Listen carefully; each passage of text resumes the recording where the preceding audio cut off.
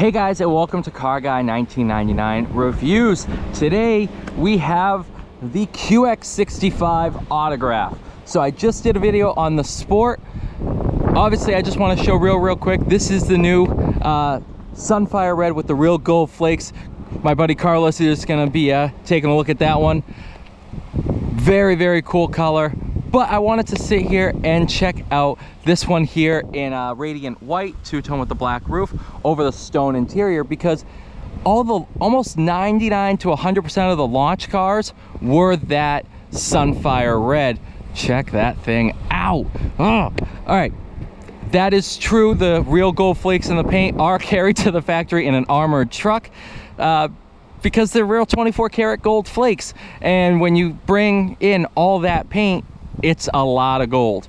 So this one's finished in radiant white over stone.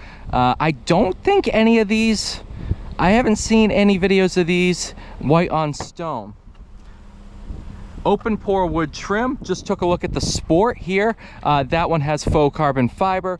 Autograph moves you to open pore wood trim. Sound system gets upgraded to a 20 speaker Clips Reference Premier. Then you have the quilted stitching with, on the stone, gold piping. It is unbelievably gorgeous. Still get the panoramic sunroof, still get a black headliner. Moving to the rear of the vehicle, this is kind of where the changes are most prominent. They focused a lot on the back of the vehicle. This was actually the hardest part to engineer, because of the fact that this upper part here is plastic, this is metal, that's metal, or that's plastic, that's metal. So things with heat shrink and grow at different rates, and these are plastic, so it all, if they didn't get it right, the clearances, everything, it would end up scratching the paint. So this took a lot of effort to engineer, but man, I'm so glad they worked it out. We'll move into the cargo space. Even though car does not go space, it goes road. That's such a stupid joke, but I'm going to make it anyway. With the rear seats folded down, 67.7 cubic feet of cargo space. And with the seats folded up, we have 18 or 20 cubic feet of cargo space over the Lexus RX with the seats up, which is equivalent to a household refrigerator. So if you always thought with the seats up the Lexus RX didn't have enough room, you're right, because this one's way better. Yeah, obviously the biggest competitor to this is the Lexus RX 350. The RX 350 has ruled this segment for too darn long, and it is time for us to change that. The grille, so obviously the QX80 and the QX60 grille is designed to be kind of like a bamboo forest, obviously harking back to the Japanese heritage of Nissan and Infiniti. The 65 is a bamboo forest in a storm, obviously kind of going towards the sporty nature of the 65. Very cool. And you have these cool lines in the turn signals and running lights. Just super cool. This is obviously the Sport Deep Emerald. Just did a video on that one that is coming out before this one, because I think I might be one of the first videos on the Sport. Hop into the driver's seat here. Memory seats, quilted leather on the dash. You do have autograph embossed here. Your speakers in the headrest for your individual audio. Obviously the Sport and the autograph now give you multicolor lighting for ambient lighting, stuff like that. Everything is Google built in, so your navigation is Google Maps, everything like that. Let's see if this one works. This one was being a little finicky with it being in demo mode. Hey Google. Yeah, see. Oh, you know what? They might not even turn them on from the factory. So ignore that. Like I said in the 65 Sport video, when they go into demo mode, they kind of end up a little wacky, because when we PDI them, it puts them in a demo mode. Then when you buy the car, it realizes it's a customer, and it starts the trial period. I think it's 2 or 3 years. Don't quote me on that, even though I'm work at Infiniti. I should know. I don't. I'm sorry. I don't sell them. I just picture them and know about them. New magnet charger for $27. Raises your phone up above, and it kind of suctions it right.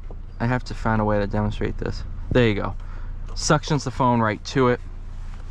Drive modes, gone is individual. You have sport, auto, eco, snow, tow, off-road. We'll go into auto. Features the 2-liter turbocharged 4-cylinder, made it to the 9-speed auto. I know what some of you might be saying. They should have put a V6 in it. It's not off the cards for a couple years down the line. But I actually kind of like the 4-cylinder. I had to do a swap in 2025 with a QX60 out to Albany. So it was about a 2-hour drive.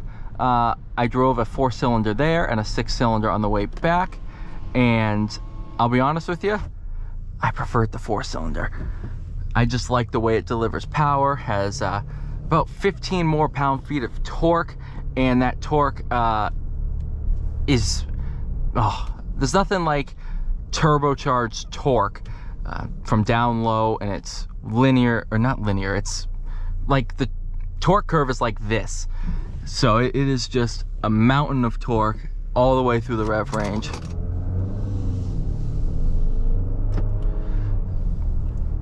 Autograph gives you standard heads-up display. I'm gonna sneeze. I'm really, really sorry. Sorry. Man, spring allergies, I'm sorry. I tried to give you guys a warning. Autograph also gives you this smooth leather steering wheel. I'm still in a sneezing mood. This is gonna become a problem. Very, very cool car. It's just,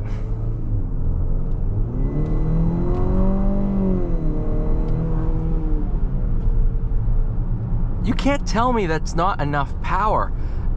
I can't. I hear it all the time online. Oh, I don't like the 4-cylinder. I don't like this. I don't like that. If you go into it knowing it's a 4-cylinder and you're looking at that, yeah, you're gonna notice it. If you go into it just saying, just drive the car, don't focus on the 4-cylinder, you will love it. It's plenty of power, plenty of torque. In fact, I've driven a couple of these for customers, and I show them kind of the tips and tricks of making the most of this engine, and they're like, oh, wow, it actually does have plenty of power. The 65 has refreshed tuning for the throttle response, the transmission, and fuel delivery. So the kind of dead spots that were there in the 25 QX60, kind of rolling from a stop, flooring it on the highway for passing, those are greatly, greatly improved by, I think the number's like 95%. So, stop it.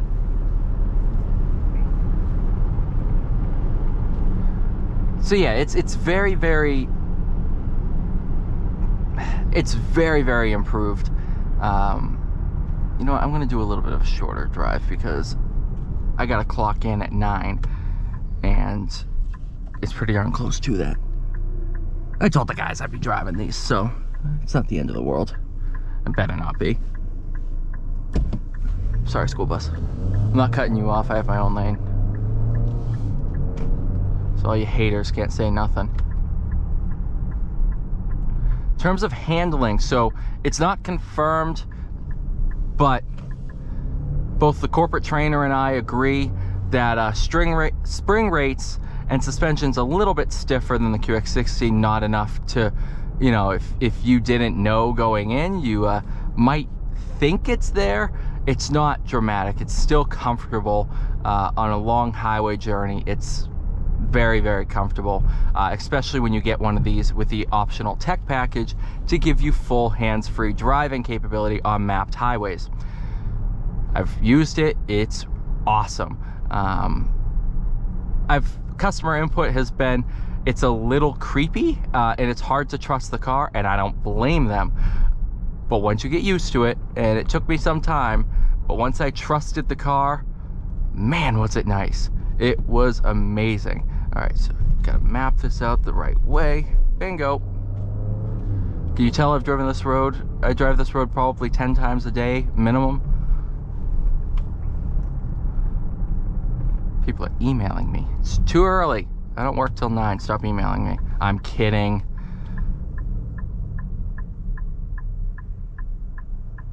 Trail Hunter.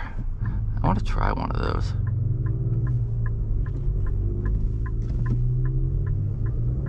Is that a manual?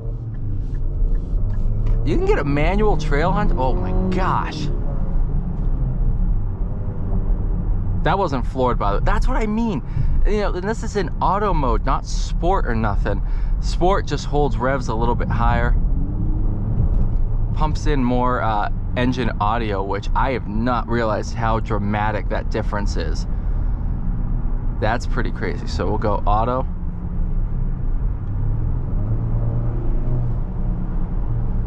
And then we'll go sport.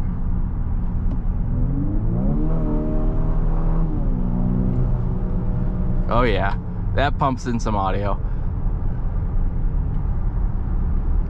But it's like an intake audio, so it sounds pretty good. It's not like Lexus with the new IS where they literally fake pops and bangs. It's childish as can be. But oh, auto start stop. It's a button right there. You do have to press it every time you turn the car on. But you put the car in drive, hit auto start stop, it's done for the duration of your drive. What a cool car. I love what Infiniti's doing. I think we're finally back on track to being in the conversation of the luxury segment. And you know, I know what's coming in the pipeline. I can't say because only like 1 or 2 cars are public knowledge. But I know what's coming, and in the next 5 to 10 years, we have some very cool stuff coming. And we're gonna be entering segments that we've been out of for a couple years. And I think, you know, if the renderings and the pictures are anything what these vehicles are gonna look like, we're not going anywhere. And I know we're not going anywhere, because why would they make new products to go out of business? It's not how business works. So if you're afraid that Infiniti's going anywhere, you are very mistaken. We have reached into our pockets, and they show us in meetings all the time how much money Infiniti really has. We're not close to being bankrupt by any means, and we're here for the long run. We're making a bunch of new products, and you got to remember, the first thing that disappears when a company is going under is new product. That's not the case with us. Thank you so much for watching, guys. Please like, share, subscribe. I'll see you all in the next one.